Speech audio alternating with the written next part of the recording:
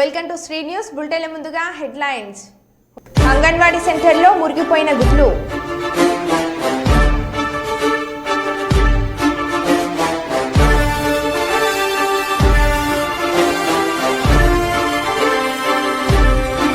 సిఐటియుని బలోపేతం చేయడమే పర్స సత్యనారాయణకు నిజమైన నివాళి.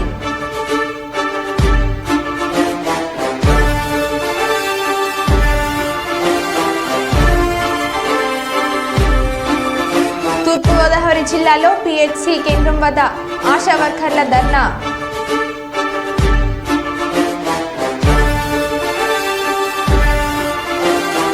CPI New Democracy press meet.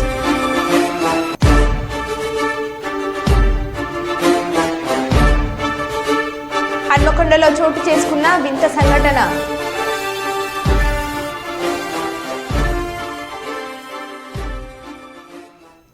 ఇక వివరాల్లోకి వెళ్తే, ప్రజావాణి కార్యక్రమంలో ప్రజల నుంచి వచ్చిన సమస్యలకు అధిక ప్రాధాన్యత ఇచ్చి త్వరితగతిన పరిష్కారం చూపాలని జిల్లా కలెక్టర్ సిక్నా పట్నాయక్ అధికారులను ఆదేశించారు. మున్సిపల్ శాఖ 17, భూ survey 2, DEO 5, medical health family welfare 2, జిల్లా Panchayati Raj 3, SSC development 1, RDO 6, MCM superintendent 3, తహసీల్దార్ కార్యాలయానికి ధర్మసాగర్ కాచిపేట చెరో 5, రెసిడెన్షియల్ ఆర్సీఓ 2 దరఖాస్తులను జిల్లా కలెక్టర్ సిక్నా పట్నాయక్, అదనపు collector revenue Venkatareddy, RDO YV Ganesh, DRDO పీడీగా 10 మందితో కలిసి దరఖాస్తులను స్వీకరించారు.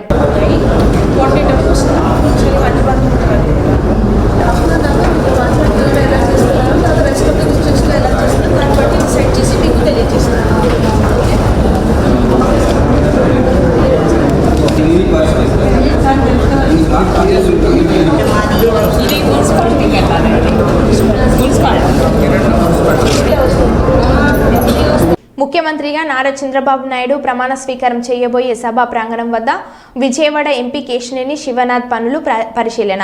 2 రోజులుగా సభా ప్రాంగణం వద్ద పనులు సమీక్షిస్తున్న కేశినేని శివనాథ్ కేసరపల్లిలోని సభా ప్రాంగణం వద్ద నాయకులకి, అధికారులకి శివనాథ్ సలహాలు, సూచనలు. వీవీఐపీలు కూర్చునే ప్రత్యేక గ్యాలరీలు, సభావేదిక పనులను ప్రత్యేకంగా సమీక్షించిన కేశినేని శివనాథ్ కార్యకర్తలు వచ్చిన నాయకులకి నీటి సరఫరా, పారిశుద్ధ్య కార్యనిర్వహణ గురించి అధికారులతో మాట్లాడిన కేశినేని ప్రోటోకాల్ ద్వారా పరంగా ఇక్కడ ఎవరికి ఇబ్బంది ఎదురవకుండా చూడాలని పోలీసులు ఉన్నతాధికారులకి విజ్ఞప్తి.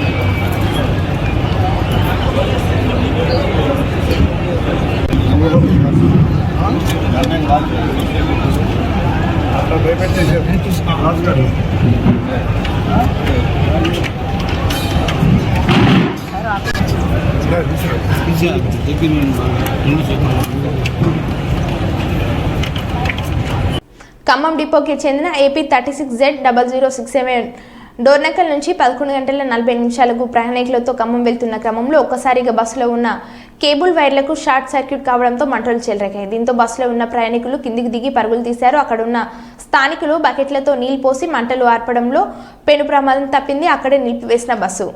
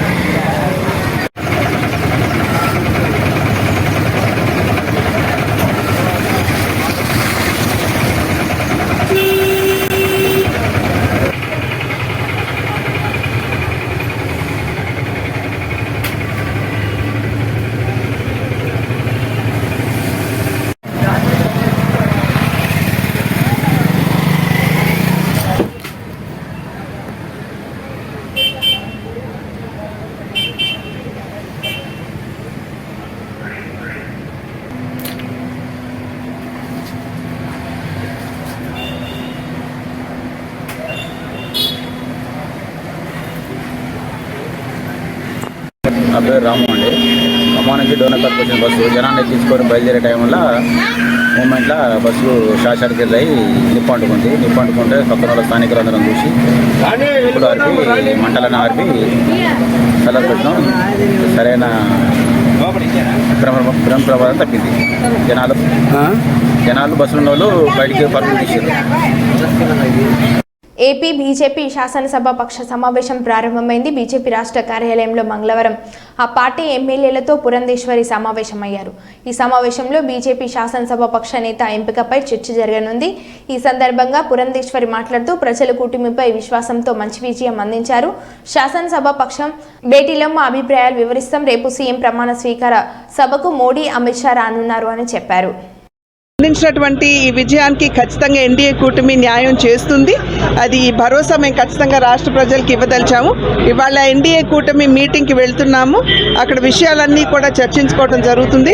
ఈ ప్రజా విజయానికి ధన్యవాదాలు తెలియజేస్తూ సుపరిపాలన ఏ విధంగా రాష్ట్రానికి అందించాలి అనేటువంటి అంశం మీద ఖచ్చితంగా చర్చ జరుగుతుంది.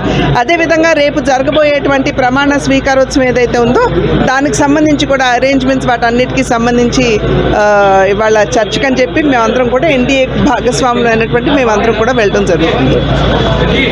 ఎన్డీఏ శాసనసభ పక్ష సమావేశంలో నారా చంద్రబాబు నాయుడు మాట్లాడుతూ కక్ష రాజకీయాలు కాదు మనకు కావాల్సింది, అలాగని తప్పు చేసిన వారిని క్షమిస్తే వదిలేది అది అలవాటుగా మారుతుందని అన్నారు. పరిపాలించినటువంటి వ్యక్తి యొక్క ప్రవర్తన చూసిన తర్వాత ఇలాంటి వ్యక్తి పాలనకు పనికిరాడనే ఉద్దేశంతో ఓట్లు చేసే పరిస్థితికి వచ్చారు. ఇది నా ఉద్దేశ ప్రకారం ఒక కేస్ స్టడీ అవుతుంది మనందరం కానీ జాగ్రత్తగా ఆలోచిస్తే. కానీ మనం కూడా అదే విధంగా కక్ష తీర్చుకోవాలి అని కానీ మనం ముందుకు పోతే మనకు కూడా సమస్య వస్తుంది. అదే సమయంలో ఒకటే చెప్తున్నా, తప్పు చేసిన వాడిని క్షమించి పూర్తిగా వదిలిపెడితే కూడా మళ్ళా అలవాటుగా మారుతుంది. తప్పు చేసిన వాళ్లకు శిక్ష పడవలసిన అవసరం ఉంది, చట్టపరంగా శిక్షించాల్సిన అవసరం ఉంది. అదే సమయంలో విధ్వంస రాజకీయాలు, కక్షా రాజకీయాలు కాకుండా ఇవన్నిటిని ప్రక్షాళన చేయాల్సిన అవసరం ఉందని చెప్పి కూడా నేను మీకు తెలియజేస్తున్నాను. జూబ్లీహిల్స్లోని సీఎం రేవంత్ రెడ్డి ఇంటి ముందు మంగళవారం గురుకుల టీచర్ అభ్యర్థులు నిరసన తెలిపారు. మొఖాలపై నిలబడి తమ సమస్యలు పరిష్కరించాలంటూ ఆందోళన చేపట్టారు. ఆ సమయంలో అక్కడికి వచ్చిన పట్టభద్రుల ఎమ్మెల్సీ తీన్మార్ మల్లన్నను గురుకుల టీచర్ అభ్యర్థులు అడ్డుకున్నారు. తమకు న్యాయం చేయాలంటూ చేతులెత్తి దండం పెడుతూ వేడుకున్నారు. పోలీసులు అక్కడికి చేరుకుని వారికి నచ్చజెప్పి అక్కడి నుంచి పంపించారు.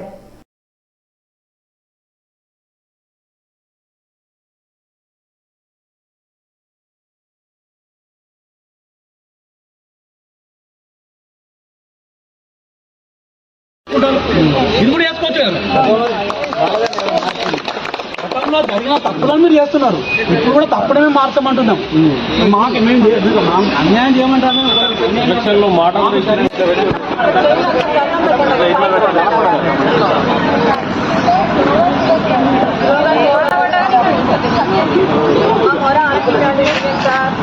మాకు న్యాయం చేయండి, మేము న్యాయ పోరాటం చేస్తున్నాం. అడిగే సమస్య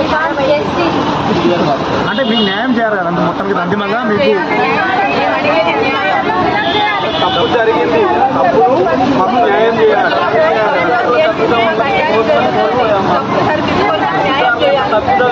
గురుకుల బోర్డు అనాథ కుటుంబానికి సహాయం చేసిన ఎన్ఆర్ఐలు. ఇక వివరాల్లోకి వెళ్తే రాజన్న సిరిసిల్ల జిల్లా గంభీరావుపేట మండలం మల్లుపల్లి గ్రామంలో అనాథ కుటుంబానికి గల్ఫ్ కార్మికులు 13 మంది తలా 1000 రూపాయలు వేసుకుని 13,000 చొప్పున ఆర్థిక సహాయం చేశారు. అలాగే రైస్ బ్యాగ్ కూడా అందజేశారు. ఈ సందర్భంగా సాయం పొందిన వారు మాట్లాడుతూ ఇంతవరకు కూడా స్థానిక నాయకులు, రాష్ట్ర ప్రభుత్వ అధికారులు, జిల్లా కలెక్టర్, ఆర్డీఓ వంటి వారు ఎలాంటి ఆర్థిక సహాయం చేయలేదు. తన కుటుంబం దిక్కుతోచని స్థితిలో ఉందని అన్నారు. ఇలాంటి స్థితిలో ఉన్న తనకు ఇందిరమ్మ ఇళ్ల ద్వారా ఒక ఇల్లు కావాలని ప్రభుత్వ అధికారులను కోరారు అని అన్నారు. ఇద్దరు శారీరక వికలాంగులు అయితే మానసిక వికలాంగులైన మా ఇంటికి పెద్ద దిక్కైన మా లక్ష్మి అక్క చనిపోయి 2 నెలలు గడుస్తుంది. పరిస్థితి చాలా ఇబ్బంది ఉంది. గల్ఫ్ కార్మికులు నాకు ఆర్థిక సాయం చేశారు. వాళ్ళ దాతలుగా నా కుటుంబం గురించి ఆలోచన చేసి చాలా సంతోషకరంగా నాకు ఈ యొక్క 13 మంది 13,000 రూపాయలు సహాయం చేశారు. తలో 1000 రూపాయల చొప్పున వాళ్ళు గల్ఫ్ కార్మికులు వేసుకొని నాకు ఆర్థిక సహాయం చేశారు. అదేవిధంగా ఇంతవరకు కూడా జిల్లా కలెక్టర్ గారు, ఆర్డీఓ, ఎంఆర్ఓ కూడా ఇంతవరకు కూడా ఆర్థిక సహాయం కూడా చేయలేదు. స్థానిక నాయకులు, రాష్ట్ర ప్రభుత్వం నుంచి ఇంతవరకు ఏది కూడా ఆర్థిక సహాయం అందలేదు. నా కుటుంబానికి చాలా ఇబ్బంది ఉంది. ఇద్దరికి మానసిక లోపం చాలా ఒత్తిడి అవుతుంది. వారిని హాస్పిటల్ నెలకు హాస్పిటల్ తీసుకెళ్తూ ట్రీట్మెంట్ చేయాలి. డాక్టర్స్ గారు దయచేసి కుటుంబాన్ని ఆదుకోగలరని నాయకులు అదేవిధంగా నాకు ఆర్థిక సహాయం చేసినందుకు ధన్యవాదాలు. నాకు సిఐటియు సంఘాన్ని బలోపేతం చేయడమే కార్మికోద్యమ నేత, తెలంగాణ సాయుధ పోరాట యోధుడు పస సత్యనారాయణకు మనం ఇచ్చే ఘనమైన నివాళి అని సిఐటియు రాష్ట్ర ఉపాధ్యక్షుడు ఎంఏ గఫూర్ అన్నారు. సిఐటియు జిల్లా కమిటీ ఆధ్వర్యంలో కార్మిక కర్షక భవన్ నందు సిఐటియు జిల్లా అధ్యక్షులు పిఎస్ రాధాకృష్ణ అధ్యక్షతన పస సత్యనారాయణ శత జయంతి సభ జరిగింది. ఈ సందర్భంగా గఫూర్ మాట్లాడుతూ పస సత్యనారాయణ, నండూరి ప్రసాదరావు ఇద్దరు కలిసి నిర్మించిన సంఘమే సిఐటియు అని తెలియజేశారు. నిర్మాణం కోసం చాలా కాలం వారు కృషి చేశారని తెలియజేశారు.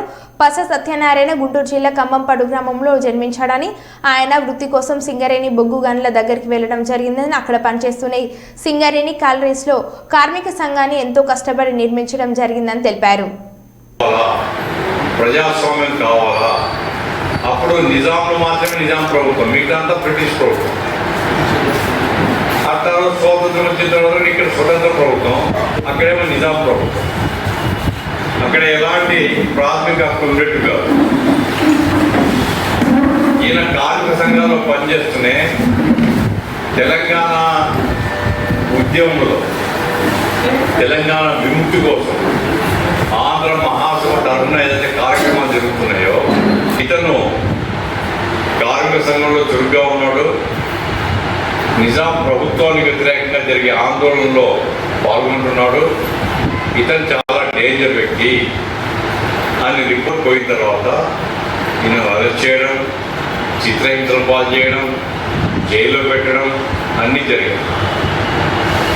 జైల్లో ఉన్న చిత్రహింసల పాలైనా తల ఒకేలే, తల వచ్చలే. నేనేం తప్పు చేయలేదు. నేను కార్మిక సంఘాల్లో పనిచేస్తున్నాను. కార్మికులకు న్యాయం కావాలని ఆందోళన చేస్తున్నాను. మేము ప్రభుత్వానికి వ్యతిరేకంగా నేను తిరుగుబాటు చేయడం లేదు. ప్రభుత్వానికి వ్యతిరేకంగా ప్రజలు ఆందోళన చేస్తున్నారు. ఆ ప్రజలతో మాకు సంబంధాలు ఉన్నాయి తప్ప అంతకుమించి మేము సాయుధ పోరాటం తుపాకులు తీసుకుని ప్రభుత్వానికి వ్యతిరేకంగా చేయడం లేదు అని అదే స్టాండ్ నిలబడినాడు. ఆ రకంగా ఎన్ని నిర్బంధాలు వచ్చినా నిలదొక్కుని ఆయన తెలంగాణ ప్రజా ఉద్యమానికి మద్దతుగా, అట్లాగే సింగరేణి కార్మిక ఉద్యమానికి మద్దతుగా ఆయన నిలబడినాడు. ఆయన ఎన్కౌంటర్ చేస్తారని కూడా అనుకుంటారు. ఎన్కౌంటర్ అంటే ఏమిటి? ఎన్కౌంటర్ అంటే తీసుకుపోయి కాల్ చేయడం. ఇక విచారణ ఏముండదు, కోర్టు గిట్టు ఏముండదు, తీసుకుపోయి కాల్ చేయడాన్ని ఎన్కౌంటర్ అంటారు. ఒకనొక దశలో ఈయన ఎన్కౌంటర్ చేస్తారు అనేది కూడా.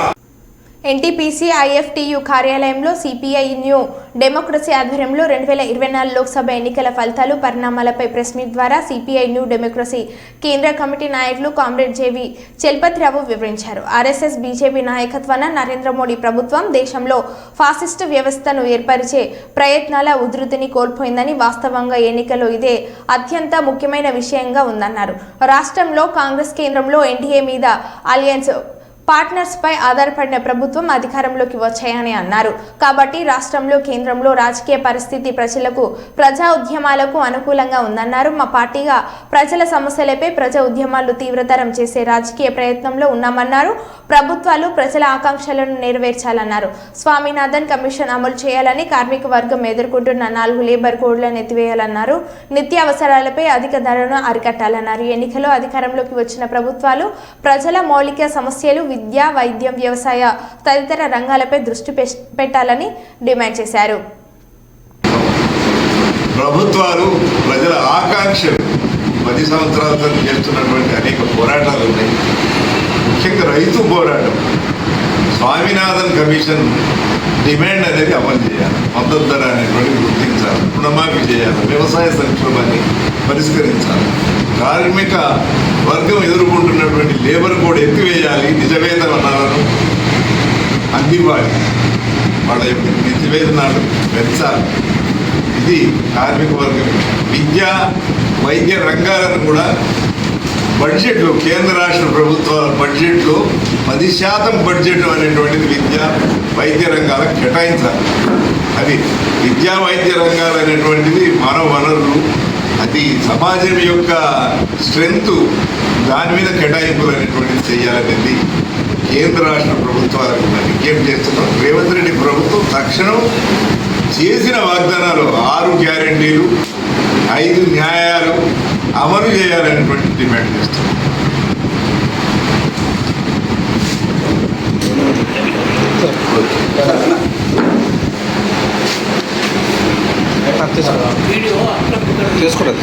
కుప్పం పట్టణంలోని ఎంఆర్రెడ్డి సర్కిల్ వద్ద గతంలో హిందూ ధర్మ పరిరక్షణ సమితి సభ్యులు కాషాయ జెండాను ఎగురవేశారు.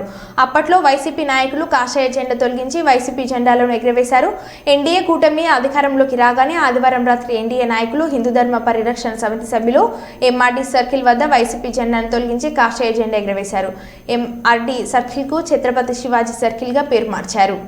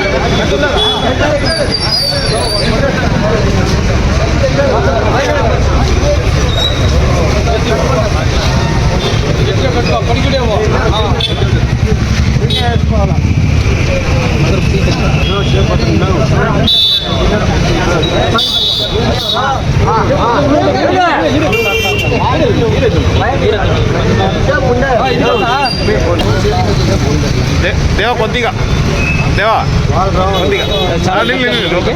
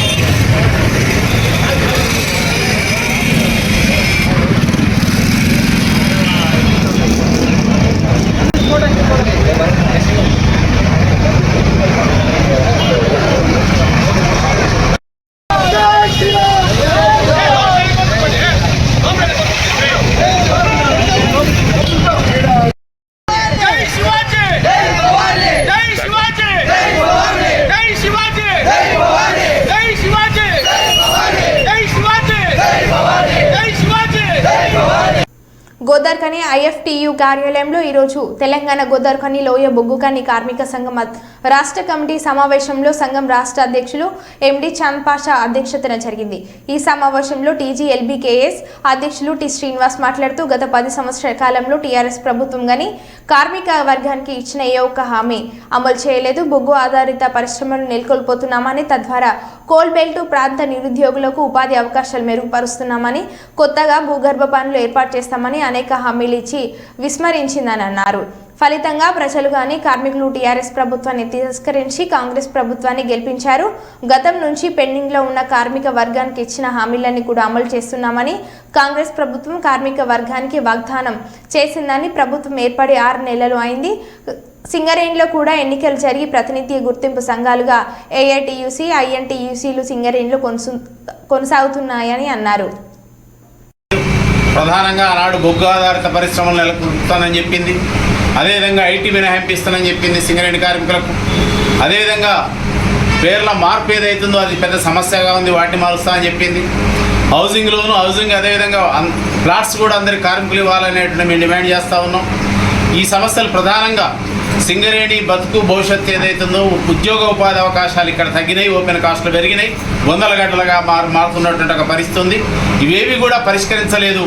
అందుకే ఈ 10 సంవత్సరాల కాలంలో టీఆర్ఎస్ ప్రభుత్వం మీద తీవ్ర వ్యతిరేకత వచ్చింది. అదేవిధంగా కార్మిక వర్గ సమస్యలు పరిష్కరించలేదు కనుక వాళ్ళ అనుబంధ యూనియన్ కూడా ఇవాళ లేకుండా పోయినటువంటి ఒక పరిస్థితి. అందుకే మేము ఇప్పుడు కోరేటువంటిది, కొత్త ప్రభుత్వం వచ్చింది, కాంగ్రెస్ ప్రభుత్వం వచ్చింది, ఎన్నికల సందర్భంగా కొన్ని హామీలు ఇచ్చింది.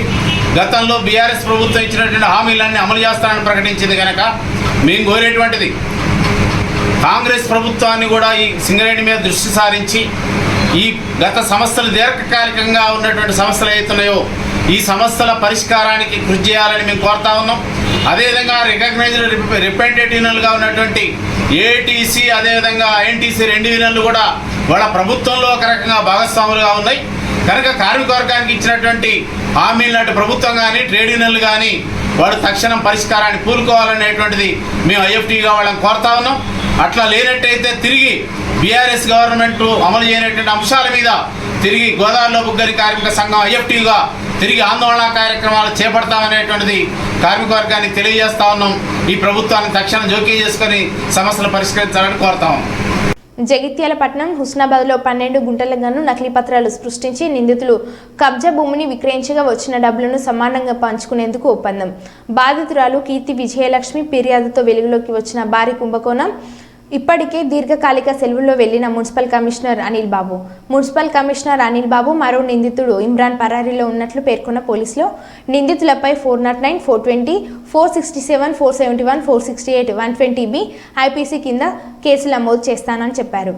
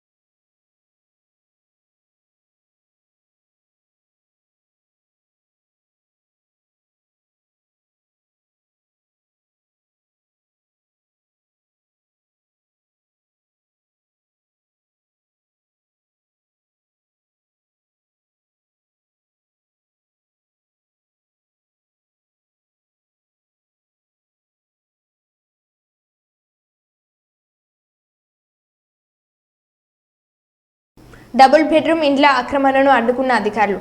దేవరూప్ల మండలంలోని ధర్మపురం, కామారెడ్డిగూడెం, కడవెండి గ్రామాలలో అసంపూర్తి దశలో నిర్మితమై ఉన్న డబుల్ బెడ్రూమ్ ఇండ్లలో స్థానికంగా ఉన్న గ్రామస్తులైన పేదలు ఎటువంటి అనుమతులు లేకుండా ఇండ్లలోకి ప్రవేశించగా దేవరూప్ల మండల తహసీల్దార్ ఐ హుస్సేన్, పాలకుర్తి సిఐ మహేందర్ రెడ్డి, నాయబ్ తహసీల్దార్ నవీన్ కుమార్, దేవరూప్ల మండల ఎస్ఐ చెన్నకేశులు, వారి సిబ్బంది, హౌసింగ్ ఏఈ రమేష్లతో కలిసి డబుల్ బెడ్రూమ్ ఇండ్లను ఆక్రమణ చేస్తున్న గ్రామస్తులైన పేదల వద్దకు వెళ్లి డబుల్ బెడ్రూమ్ ఇండ్లు పూర్తి అయిన తర్వాతనే అధికారుల అనుమతులతో గ్రామంలో గ్రామ సభలు నిర్వహించుకొని లబ్ధిదారులను ఎంపిక చేసిన తర్వాత ఇండ్ల మంజూరీ జరుగుతుందని, అప్పటి వరకు ఇండ్లను ఖాళీ చేయాలని వాళ్ళు గ్రామస్తులకు సూచించారు.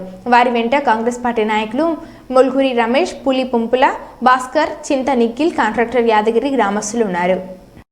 మీరు జెన్యున్ మీకే వచ్చేస్తాయి, కానీ ఇట్లా గవర్నమెంట్ ఆస్తిని ఇల్లీగల్గా చాటుగా రావడం అనేది పద్ధతి కాదు కదా, చట్ట ప్రకారం నేరం అవుతుంది. అప్పుడు ఏమవుతుంది, మీ పరిస్థితి ఇబ్బందులు పాలవుతుంది. ఆలోచించండి, అర్థం చేసుకొని ఈరోజు సాయంత్రం వరకు వేకెంట్ చేయండి. ఓకేనా? ఎన్డీఏ శాసనసభ పక్ష సమావేశంలో వేదికపై తనకు వేసిన ప్రత్యేక కుర్చీని కాదని అందరితో సమానంగా తన కుర్చీని మార్పించుకున్న నారా చంద్రబాబు నాయుడు.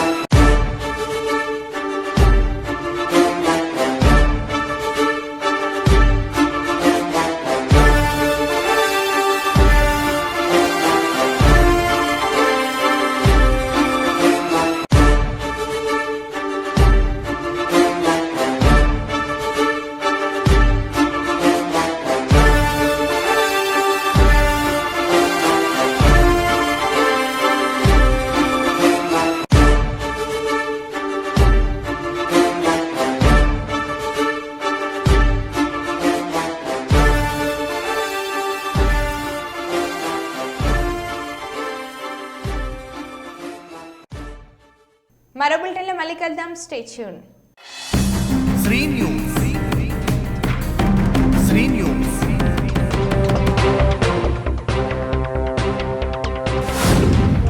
శ్రీ న్యూస్.